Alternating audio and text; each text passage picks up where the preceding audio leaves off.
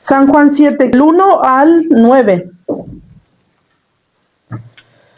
Después de estas cosas andaba Yeshua en Galilea, pues no quería andar en Judea, porque los judíos procuraban matarle.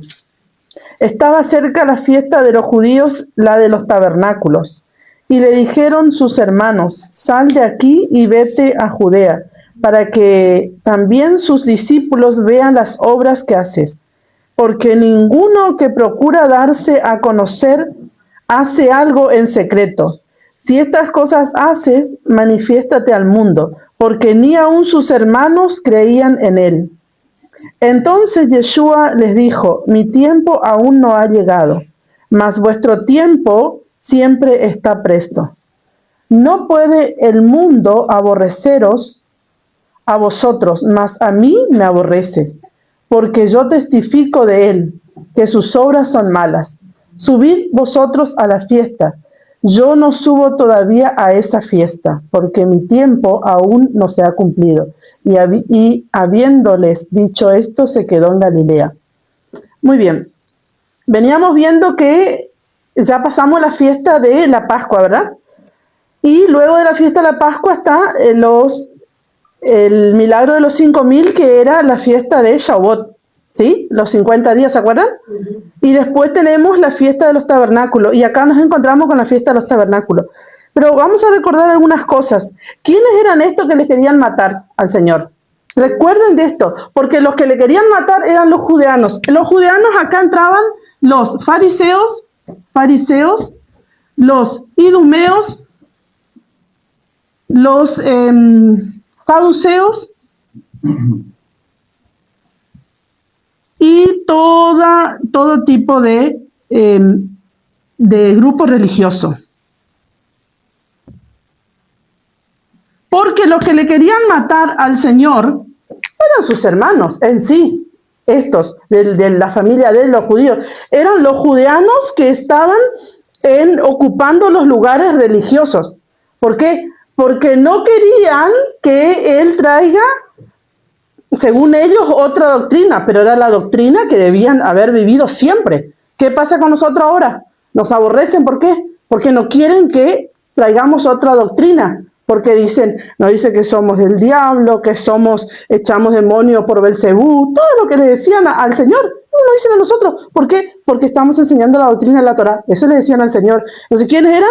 Los judeanos, no eran los judíos. La escritura aquí fue traducido judío, pero eran los judeanos, no eran los judíos. Los judíos se convirtieron. Pedro se convirtió, Jacobo se convirtió, Pablo se convirtió. Todos eran del grupo de los judíos del reino del sur. Y dice la palabra en Hechos que muchos judíos se convirtieron cuando Pedro predicó. Es más, dice 3.000 judíos. Otro punto importante, que vieron que cuando vamos avanzando, el que se perdió alguna clase va a retomar en la medida que vamos avanzando, porque o va a ir entendiendo, porque volvemos nuevamente al principio. Dice acá, estaba cerca la fiesta de los judíos, la de los tabernáculos. ¿Por qué decía que era de los judíos? La fiesta de los judíos porque los judíos estaban festejando conforme el mandamiento, en la fecha, ¿no? Conforme el mandamiento, porque ellos hacían un montón de otras cosas que la Torá no decía, conforme a sus leyes, también la ley oral, el Talmud, la Misná y todo esto. Entonces ellos agregando todo esto, pero ellos hacían en la fecha del mandamiento, que era el 15 de Tisrei. Pero el reino del norte lo hacía en el 8º mes, ¿se acuerdan? Cuando Jeroboam cambió la fecha conforme al deseo de su corazón, conforme a la intención de su corazón, y puso en el 8º mes. Entonces podemos entender que como el libro de San Juan se dirigía especialmente a los samaritanos, entonces él hace una aclaración. No porque era la fiesta de los judíos, pues, exclusivamente, porque si nosotros vamos a Levítico 23 vamos a entender que dice la palabra, estas son mis fiestas solemnes, dice el Señor. Son de Yahweh, no de los judíos. Él dijo de los judíos, queriendo dar a entender que era el tiempo que festejaban los judíos. Levítico 23:34. Hablan los hijos de Israel y diles: a los 15 días de este mes, séptimo será la fiesta solemne de los tabernáculos a Yahweh por 7 días. En el mes séptimo, a los 15 días, la fiesta del tabernáculo, ¿sí? Es mandamiento. En esa fecha hacían los judíos.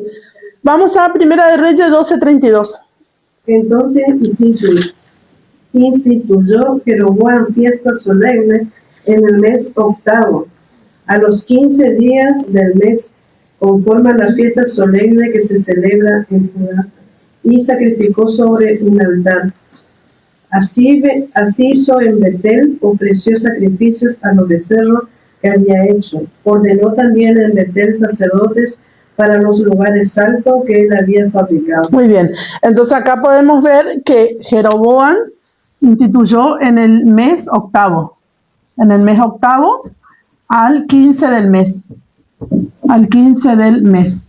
Pero el mandamiento dice que era en el mes séptimo al 15 del mes. Él instituyó conforme a su corazón, porque dice en el versículo 33, dice, el mes que él había inventado de su propio corazón. Dice en el versículo 33. Entonces, la fecha es esta.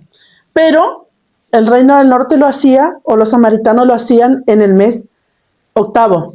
Entonces, por eso San Juan hace un énfasis que era la fiesta de los judíos, no porque era exclusiva de los judíos. Esto nos tiene que quedar claro. Hace ese énfasis porque él está diciendo, es el tiempo que hacen los judíos, en el mes séptimo. No que hacen los samaritanos. Claro, él está dando, porque él se está dirigiendo a los samaritanos, pero está haciendo ese énfasis porque tenemos que entender que no está hablando del mes octavo. En ese tiempo, cuando en el tiempo primitivo de la iglesia, esto era muy normal, como hoy, por ejemplo, que hoy alguien escriba un libro y separe los judíos y los cristianos, una cosa así era. En ese tiempo también era lo mismo, se separaba los judíos y el reino del norte, los judíos y los samaritanos. Era una separación normal como ahora, judío y cristiano. También en aquel tiempo, judío y samaritano. O sea, ¿qué es lo que Dios quiere? Que los samaritanos vengan a la Torah de Dios, porque ellos tienen a Yeshua, que vengan a la Torah de Dios, y que los judíos vengan a Yeshua. Entonces, ¿qué es lo que quiere ahora el Señor? Que los judíos vengan a Yeshua y que los cristianos vengan a la Torah porque ya tienen a Yeshua. ¿Se entiende? Es lo mismo. Siempre Dios quiso restaurar el reino. Deuteronomio 16:13 dice, la fiesta solemne de los tabernáculos harás por 7 días, cuando hayas hecho la cosecha de tu era y de tu lagar. Entonces, ¿por cuánto tiempo se hacía? Por 7 días. Por 7 días. Entonces, en ese tiempo de esos días, podemos encontrar en el versículo 3, dice, y le dijeron sus hermanos, sal de aquí y vete a Judea para que también tus discípulos vean las obras que haces, porque ninguno que procura darse a conocer hace algo en secreto. Si estas cosas haces, manifiéstate al mundo, porque ni aun sus hermanos creían en él. Entonces Yeshua les dijo, mi tiempo aún no ha llegado, mas vuestro tiempo siempre está presto. Nosotros creemos que lo que tenemos que hacer es para hoy, o era para ayer. ¿Por qué? ¿Por qué nosotros pensamos así? ¿Se puso usted a pensar por qué nosotros queremos todo ya? ¿Se puso a pensar por qué? Dios le dijo que él iba a morir en el madero para salvar al mundo. Él vino eso a la tierra. Y él sabía cuál era el tiempo. ¿Y por qué nosotros queremos todo ya? Todos somos así, ¿eh? Hasta el más espiritual y hasta el menos espiritual. Todos somos así. Sí. La mayoría. Hasta que logra lo que necesitamos para no ser así. ¿Qué es lo que nos falta? El Espíritu Santo. El Espíritu Santo que nos va a dar, hoy hablaba justamente en la radio, que nos va a dar la paz y la paciencia para esperar. Porque Dios nos da la palabra, pero nosotros queremos ya y no nos vamos a la presencia del Señor y decimos, Espíritu Santo, si no es el tiempo, hazme comprender, revélame el tiempo, dame el discernimiento del tiempo. Entonces, cuando nos pasan las cosas, a nosotros, aquí en este mundo que vivimos, tenemos que relacionar con lo que vivimos espiritualmente y naturalmente, ¿no? A mí me pasa, por ejemplo, cuando me pasa una situación de adversidad, que de hecho lo paso de continuo, siempre pongo en balanza cuál es mi vida espiritual y cuál es el mundo espiritual, el mundo natural. ¿Qué estoy haciendo en el mundo espiritual, como hablábamos recién con la pastora Miriam, y qué estoy viviendo en el mundo natural? Porque el mundo espiritual y el mundo natural muchas veces se desencuentran. Nosotros estamos viviendo una vida espiritual, estamos ayunando, estamos orando, estamos buscando, y el mundo natural te demuestra todo lo contrario, que las cosas no están funcionando. Pero no es que no están funcionando, sí están funcionando, pero el enemigo quiere hacerte ver lo contrario. Siempre quiere hacerte ver lo contrario, porque el enemigo quiere creer que él va venciendo. Entonces te demuestra otra cara del asunto, para que uno baje los brazos. Yo he bajado los brazos miles de veces. Cuando yo siempre fui a una iglesia de oración y ayuno, ¿no? Pero, por ejemplo, me pasó en el tiempo de quedarme estancada mucho tiempo y no enseñar, porque se me vino el mundo abajo y realmente creí que eso era, hasta que crecí y bueno, y hoy, pese a toda situación, tengo que avanzar, no me queda otra, porque si no, es como siempre hablamos, volvemos atrás. En Éxodo 25, 8, 9... Entonces, si nosotros buscamos la presencia de Dios, la dirección del Espíritu Santo, nosotros tenemos que entender si es el tiempo o no es el tiempo de las cosas. Creo que el Señor le dijo, su tiempo siempre está presto.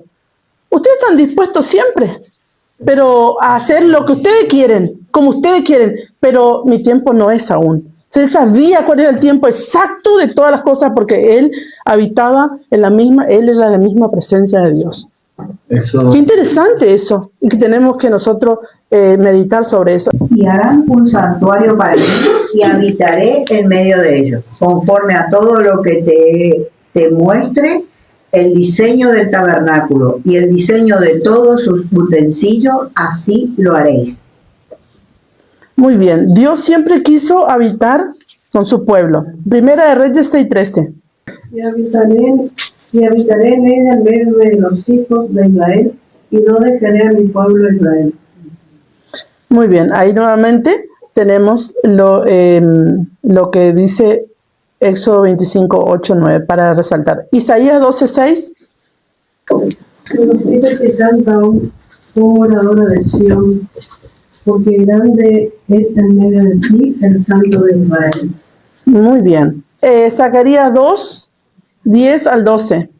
Canta y alégrate, hija de Sión, porque aquí vengo y moraré en medio de ti, ha dicho Yahweh. Y se unirán muchas naciones a Yahweh en aquel día, y me serán por pueblo, y moraré en medio de ti. Y entonces conocerás que Yahweh de los ejércitos me ha enviado a ti. Muy bien. Segunda de Corintios 6, 16. Todos son versículos sobre lo que estamos hablando de la presencia de Dios que habita con nosotros. ¿Qué acuerdo hay entre el templo de Dios y los ídolos? Porque vosotros sois el templo del Dios viviente, como Dios dijo, habitaré y andaré entre ellos, y seré su Dios, y ellos serán mi pueblo. Apocalipsis 21:3. Y oí mi gran voz del cielo que decía, he aquí el tabernáculo de Dios con los hombres, y él morará con ellos, y ellos será su pueblo, y Dios mismo estará con ellos como su Dios. Muy bien, ahí está una vez más. Yo me pregunto, ¿no? Porque yo me preguntaba esto, ¿por qué nosotros queremos la bendición de Dios en nuestro tiempo, ya, ahora? O sea, al Señor le estaban diciendo, bueno, date a conocer, porque si querés que el mundo te conozca, bueno, presentate como sos, decir lo que sos, anda. Y el Señor tuvo que pasar burla, escarnio, chisme, le decían borracho, le decían comilón, tuvo que pasar todo eso para que Dios sea glorificado, porque Dios iba a ser glorificado en el tiempo que Él tenía que ser crucificado. Era el tiempo exacto de el Señor morir en la cruz. ¿Cuál es nuestro problema? ¿Cuál es nuestro problema? ¿Por qué nosotros no queremos que la gente diga ¿por qué nosotros queremos que la gente nos vea a nosotros que glorificamos el nombre del Señor con nuestra bendición? ¿Por qué? Sí, bueno, pero hay una bendición que está escrita sobre tu vida, que está sobre un diseño que debes cumplir. Porque esto es lo que nos dijeron a nosotros, que Dios nos bendice, porque Él es bueno, y sí es verdad, Dios deja salir el sol sobre buenos y malos, dice la palabra, ¿es verdad? Sí. Pero yo no quiero la bendición que tengo que andar contando un peso para llegar a los 10. Yo no quiero esa bendición, porque esa no es mi bendición, ¿verdad? No es mi bendición esa. Dios dijo una bendición sobrenatural y extraordinaria sobre mi vida. Y está sobre mi vida porque Él escribió. Está sobre su vida porque Él escribió. El punto es que esa bendición está dada sobre un diseño. Ahora bien, Dios me va a bendecir siempre. Nunca me va a faltar el pan, nunca me va a faltar la ropa. Me esfuerzo un poquito y voy a tener lo que tengo. Pero si yo vivo el diseño de Dios, ¿qué es lo que vino a hacer Yeshua? Vino a cumplir un diseño, que era la salvación del mundo y la restauración de Israel principalmente. El tema es que nosotros queremos muchas veces, no, porque tienen que decir que nosotros somos bendecidos, porque si nosotros no somos bendecidos, la gente va a decir que estamos en pecado, porque eso nos hicieron creer, que si no éramos bendecidos estamos en pecado. Pero no, si no somos bendecidos, estamos en pecado, ¿por qué? Porque el peor pecado es no hacer la voluntad de Dios. Es el peor pecado. Y los pastores no quieren enseñar esto. No en el caso de mi esposo, porque nosotros enseñamos la Torá, pero los pastores del sistema no quieren enseñar esto. ¿Por qué? Porque ellos no quieren que su discípulo entre en su diseño profético. Que sean pastores, que sean profetas, que se desaten y que se expandan. No quieren ellos. No quieren. Porque ellos quieren tenerle ahí, porque es lo que dice Isaías, que ellos llevan agua para sus molinos. O sea, ellos quieren tenerle ahí y quieren que la gente trabaje para ellos. Y ellos están re equivocados, porque Dios dice que está contra esos pastores, que hacen trabajar a la gente para ellos y que no le enseñan a la gente a trabajar para Dios. ¿Me entiende? Lo que usted está haciendo, usted se está preparando para trabajar para Dios, para hacer la voluntad de Dios, para que lo que Él dijo sobre su vida se pueda dar en el tiempo que Dios dijo. Entonces, ese es el punto, cuando uno quiere hacer la voluntad de uno, porque quiere que el mundo le vea. Y el Señor no quería que el mundo le vea para glorificarse Él como hombre, sino que Él tenía que hacer que el mundo le vea para glorificar a Dios en su momento exacto. Isaías 56. Así dijo Yahweh, guardad derecho y haced justicia, porque cercana está mi salvación para venir y mi justicia para manifestarse. ¿De quién está hablando? De Yeshua. Bienaventurado el hombre que hace esto y el hijo del hombre que lo abraza, que guarda el día de reposo para no profanarlo y que guarda su mano de hacer todo mal. Y el extranjero que siga a Yahweh no hable diciendo, me apartará totalmente Yahweh de su pueblo, ni diga el eunuco, he aquí yo soy árbol seco.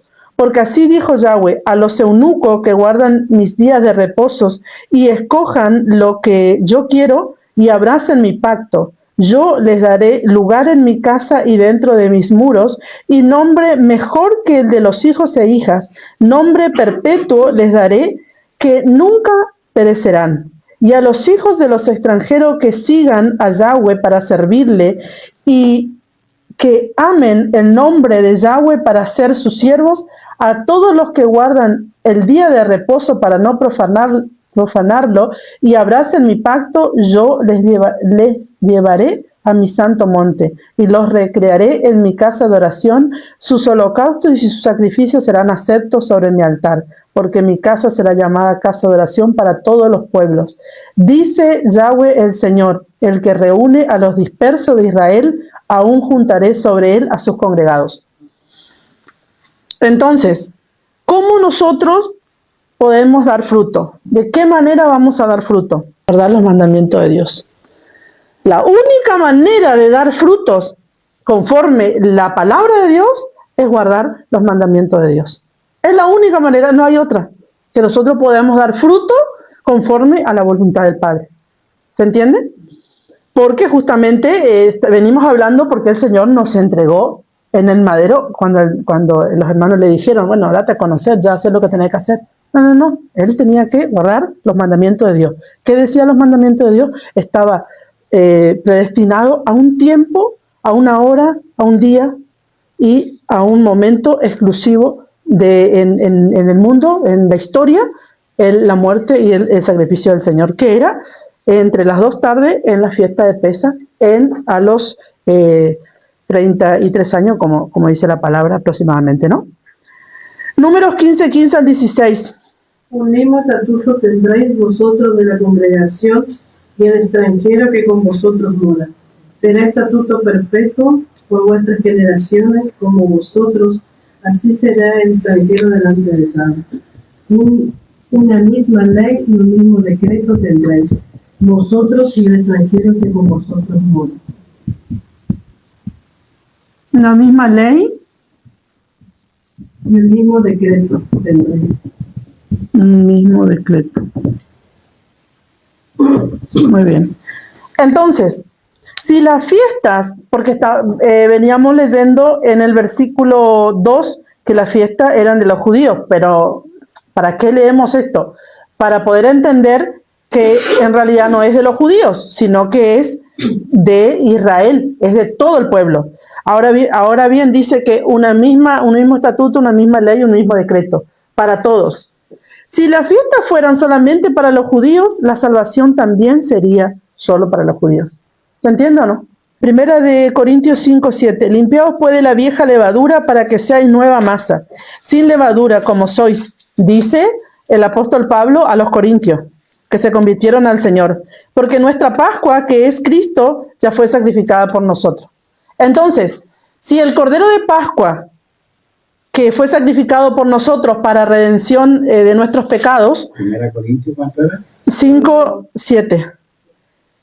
Si entonces el Señor no murió por nosotros, entonces la palabra, la carta de Pablo a los Corintios, entonces no sería una verdad.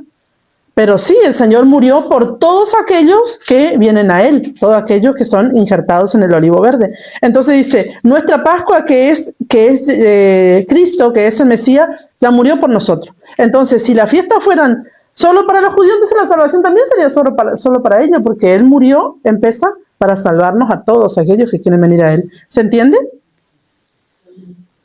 En Juan 7:4-5. Porque ninguno que procura darse a conocer hace algo en secreto. Si estas cosas hace, manifiéstate al mundo, porque ni aun sus hermanos creían en él. Mateos 13:56-57. Juan 7. No están todas sus hermanas con nosotros. ¿De dónde? ¿De dónde? Pues tú tienes todas estas cosas. Y se escandalizaban de él.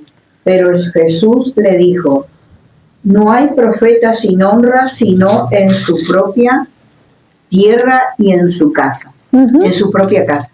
Totalmente. Entonces es una pregunta que le hacen, ¿no? ¿No están todas sus hermanas con nosotros? ¿De dónde tiene todas estas cosas? Entonces se escandalizaban. Entonces él dice, no hay profeta sin honra, sino en su propia tierra y en su casa. O sea, en tu casa, muchos no te van a considerar gran siervo o gran sierva, pero en los otros sí. ¿Por qué? Porque no hay profeta en su propia casa ni en su tierra. Pasa con nuestra familia, por ejemplo. Nuestra familia, hermanos, sobrinos, parientes, cuñados, ¿no? En Juan 7:6. Entonces Jesús le dijo, mi tiempo aún no ha llegado, mas vuestro tiempo siempre está presto. Nunca dijo abiertamente que él era el Cristo. Cuando se presentó delante de Poncio Pilato, dijo, tú lo has dicho, pero dijo, ¿eres tú el rey de Israel? Dilo abiertamente. Dijo, tú lo has dicho.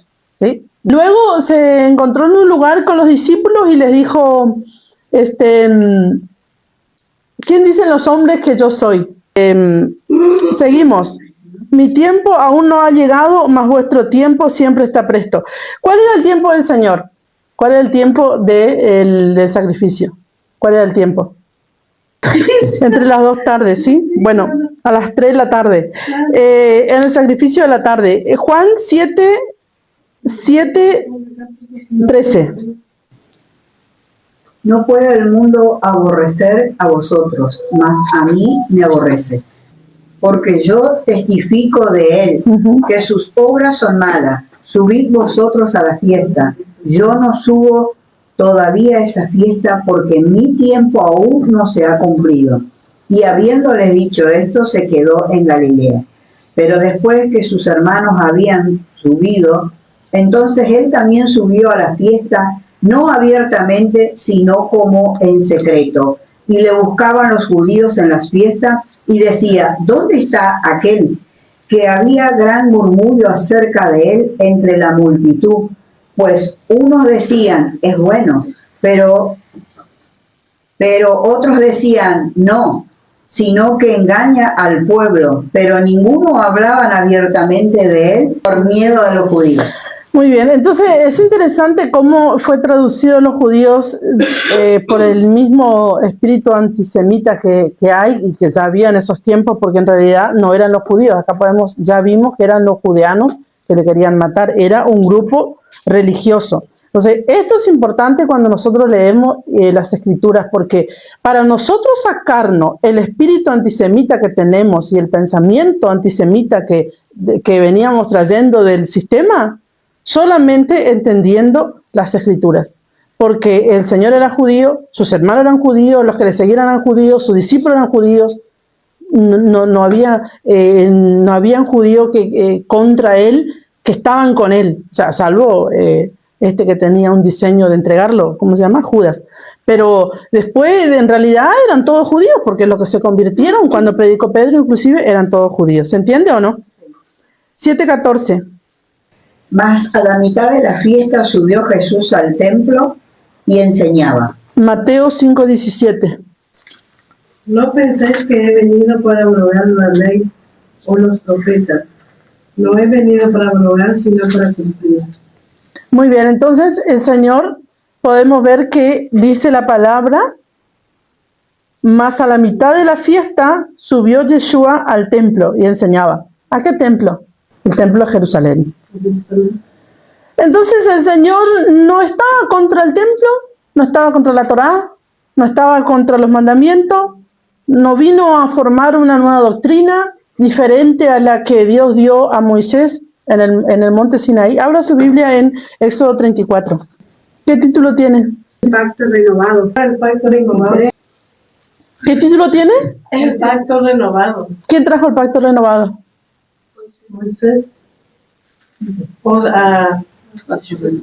¿Qué dicen los hermanos cristianos, católico evangélico? Trajo el pacto renovado. Jesús no trajo el pacto renovado. Él vino a dar la señal del pacto para que nosotros entremos en lo que ya estaba, porque eso estaba escrito en nuestra mente, en nuestros corazones. ¿El que trajo? Por medio de su sacrificio. El Espíritu.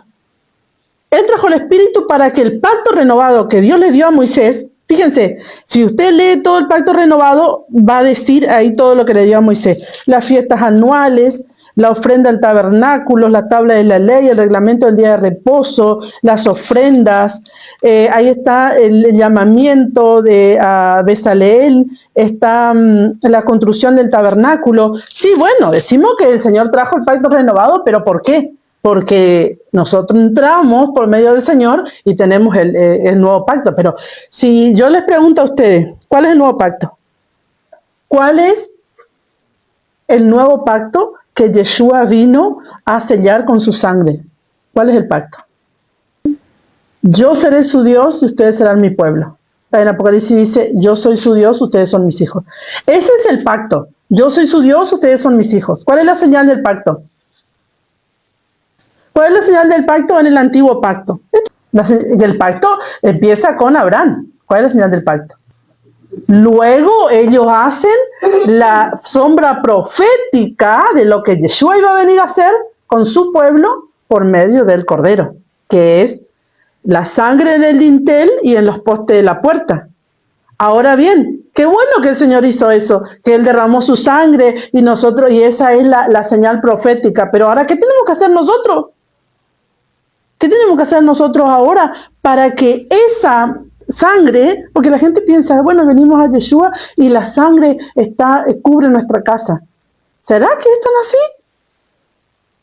¿Cómo si cubre nuestra casa entra la enfermedad de los egipcios, entra la muerte, entra esto, entra todo? ¿Por qué? Porque ¿cuál es realmente el motivo de tener la sangre en nuestra frente y en nuestras manos? ¿Cuál es la marca que dice Apocalipsis? Y mis hijos tendrán la marca en la frente y en la mano derecha. ¿A qué se está refiriendo? ¿A qué se está refiriendo? A Egipto. La marca en el dintel y en los postes. A eso se está refiriendo. Pero ¿cómo voy a tener esa marca? ¿Cómo voy a tener esa marca? Obedeciendo los mandamientos. ¿Qué mandamiento principalmente? ¿Qué tiene que ver con esa marca? La fiesta del Pesaj. Porque Él es el Cordero que murió y que pintaron nuestros hermanos los postes y el dintel. Un corderito, un animal. Ahora Él dijo, yo soy el Cordero, coman mi carne y beban mi sangre. ¿Se acuerdan que ya hablamos de eso?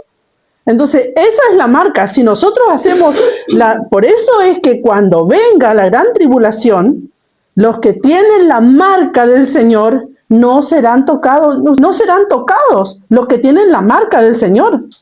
Pero ¿cómo vamos a tener la marca del Señor? Por medio de la fiesta de Pesaj.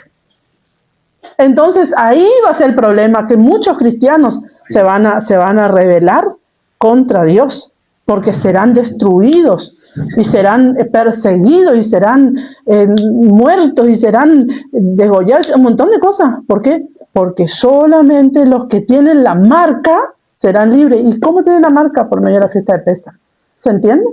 Él no vino a hablar contra la Torá. Él dice, Él no vino a abolir la Torá. Él hablaba la Torá, estaba en el templo. Él era el Señor, Él era el Cordero. Es interesante. ¿Usted puede entender esto o no? ¿Puede entender? Sí, ¿verdad? Yo quiero que me entienda, hermano, porque si no... si Él no hubiera enseñado en el templo, entenderíamos que el reino, que Él vino a levantar una nueva fe, ¿sí? Pero Él no vino a levantar una nueva fe ni una nueva religión. Vamos a leer Primera de Reyes 11, 11 al 13. ¿Qué es lo que vino a levantar el Señor? Que siempre hablamos. Caído de David. ¿Y qué es el tabernáculo caído de David? ¿Usted sabe lo que es el tabernáculo caído de David? ¿Pero por qué es el tabernáculo caído de David? ¿No podía ser el tabernáculo caído de...? Y porque porque el Señor viene de la tribu de David. ¿Pero cuál es el tabernáculo? El tabernáculo.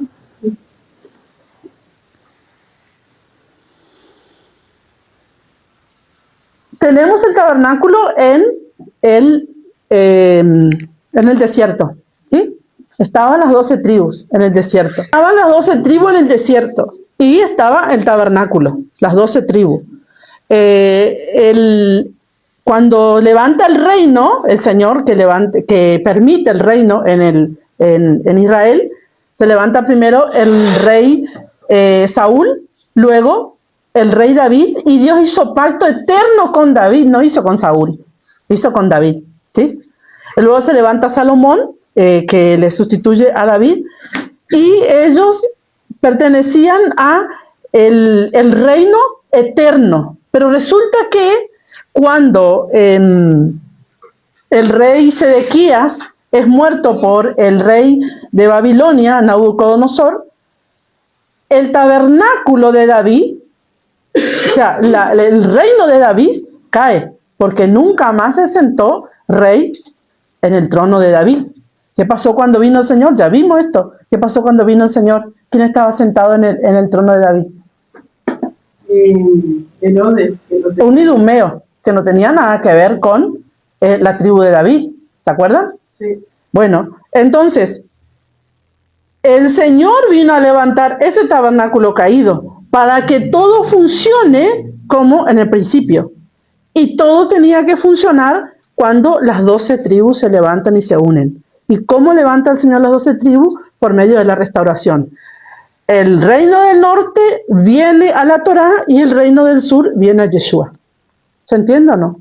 Porque el principio era que el reino completo tenga al Señor y la Torá. ¿Por qué? Porque ellos tenían que predicar la Torá al mundo, porque ellos tenían la Torá, pero ellos no quisieron. Entonces Dios levanta el reino del norte para que el reino del norte le predique a ellos a Yeshua. ¿Se entiende? Pero ¿cómo va a predicar el reino del norte al reino del sur? Yeshua, solamente con la Torá. Porque ningún judío nos va a escuchar si nosotros le hablamos de Jesús, hermano. Nadie, ningún judío va a venir a Jesús. No olvides, hermano, no va a venir. No va a venir nunca. porque ellos saben muy bien y entienden muy bien la Torá, y les va a ser revelado por medio de que nosotros entendamos la Torá. Y gracias a Dios por lo poquito que nos da a entender la Torá y que vamos estudiando. Porque no vamos a poder predicar a nuestros hermanos los judíos del reino del sur si no entendemos la Torá de Dios. Porque ellos saben la Torá. Nosotros tenemos que entender para nosotros predicarle al Señor. ¿Se entiende? Primera de Reyes 11:11 al 13 vamos a leer. Y dijo Yahweh a Salomón: por cuanto ha habido esto en ti, y no has guardado mi pacto y mis estatutos que yo te mandé, romperé de ti el reino y lo entregaré a tu siervo. Sin embargo, no lo haré en tus días por amor a David, tu padre. Lo romperé de la mano de tu hijo. Pero no romperé todo el reino, sino que daré una tribu a tu hijo por amor a David, mi siervo, y por amor a Jerusalén, la cual yo he elegido. Muy bien, hasta ahí. Pues acá podemos ver que el tabernáculo de David es dividido, ¿sí? Todo el reino, todo esto se divide, y vamos a ver en Primera de Reyes 12, 16, 20. Cuando todo el pueblo vio que el rey no les había oído, le respondió estas palabras, diciendo: ¿qué parte tenemos nosotros con David? No tenemos heredad en el hijo de Isaí, Israel, y a tus tiendas. Provee ahora en tu casa, David. Entonces Israel se fue a sus tiendas. Pero reinó Roboam sobre los hijos de Israel que moraban en las ciudades de Judá. Y el rey Roboam envió a Adoram, que estaba sobre los tributos, pero le apedreó todo Israel y murió. Entonces el rey Roboam se apresuró a subirse en un carro y huir de Jerusalén. ¿Hasta el 20? Hasta el 20, Jerusalén. Así que apartó Israel de la casa de David hasta hoy. Y aconteció que oyendo todo Israel que Jeroboam había vuelto, enviaron a llamarles a las congregaciones y le hicieron rey sobre todo Israel, sin quedar tribu alguna que siguiese la casa de David, sino solo la tribu de Judá. Ahí se cumplió la profecía. Entonces, como Dios le prometió que no iba a faltar rey que se siente en el trono de David, Yeshua viene a restaurar el reino, ¿sí? Restaurar eso que se rompió. Segunda de Reyes 25:1. Aconteció a los 9 años de su reinado, en el mes 10, a los 10 días del mes, que Nabucodonosor, rey de Babilonia, vino con todo su ejército contra Jerusalén y la sitió y levantó torres contra ella alrededor. Y estuvo la ciudad sitiada hasta el año 11 del rey Sedequías. A los 9 días del cuarto mes prevaleció el hambre en la ciudad hasta que no hubo pan para el pueblo de la tierra. Abierta ya una brecha en el muro de la ciudad, huyeron de noche todos los hombres de guerra por el camino de la puerta que estaba entre los dos muros, junto a los huertos del rey, estando los caldeos alrededor de la ciudad, y el rey se fue por el camino del Arabá. Y el ejército de los caldeos siguió al rey y lo apresó en las llanuras de Jericó, habiendo sido dispersado todo su ejército. Preso pues el rey, trajeron al rey a Babilonia en Ribla y pronunciaron contra él sentencia. Degollaron a sus hijos, a los hijos de Sedequía, y en presencia suya. Y a Sedequía le sacaron los ojos y atado con cadena lo llevaron a Babilonia. En el mes quinto, a los 7 días del mes, siendo el mes 10 de Nabucodonosor, rey de Babilonia, vino a Jerusalén Nabuzaradán, capitán de la guardia, siervo del rey de Babilonia, y quemó la casa de Yahweh y la casa del rey y todas las cosas de Jerusalén y todas las casas de los príncipes quemó a fuego. Y todo el ejército de los caldeos que estaban con el capitán de la guardia derribó los muros alrededor de Jerusalén, y a los del pueblo que habían quedado en la ciudad, a los que se habían pasado al rey de Babilonia, y a los que habían quedado de la gente común los llevó cautivo Nabuzaradán, capitán de la guardia. Mas de los pobres de la tierra dejó Nabuzaradán, capitán de la guardia, para que labrasen las viñas y la tierra, y que quebraron los caldeos las columnas de bronce que estaban en la casa de Yahweh, y las brasas y el mar de bronce que estaba en la casa de Yahweh, y llevaron el bronce a Babilonia. Entonces aquí vemos toda la profecía de la caída del reino. Lamentaciones 2 del 1 al 9. ¿Cómo enfureció el Señor en su furor a la hija de Sión? Derribó del cielo a la tierra la hermosura de Israel, y no se acordó del estrado de sus pies en el día de su furor. Destruyó el Señor y no perdonó. Destruyó en su furor todas las tiendas de Jacob. Echó por tierra las fortalezas de las hijas de Judá, y humilló al reino y a sus príncipes. Cortó con el ardor de su ira todo el poderío de Israel. Retiró de él a su diestra frente al enemigo, y se encendió el Jacob como llama de fuego que ha devorado alrededor. Entonces su arco como enemigo afirmó su mano derecha como adversario, y destruyó cuanto era hermoso. En las tiendas de la hija de Sión derramó como fuego su honor.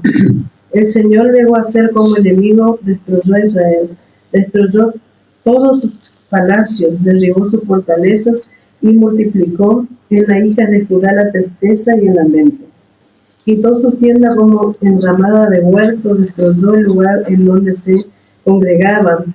Yahweh ha hecho olvidar las fiestas solemnes y los días de reposo en Sión, y en el ardor de su ira ha desechado al rey y al sacerdote. Desechó el Señor su altar, menospreció su santuario, ha entregado en mano del enemigo los muros de sus palacios, hicieron resonar su voz en la casa de Yahweh como un día de fiesta. Yahweh determinó destruir el muro de la hija de Sión, extendió el cordel, no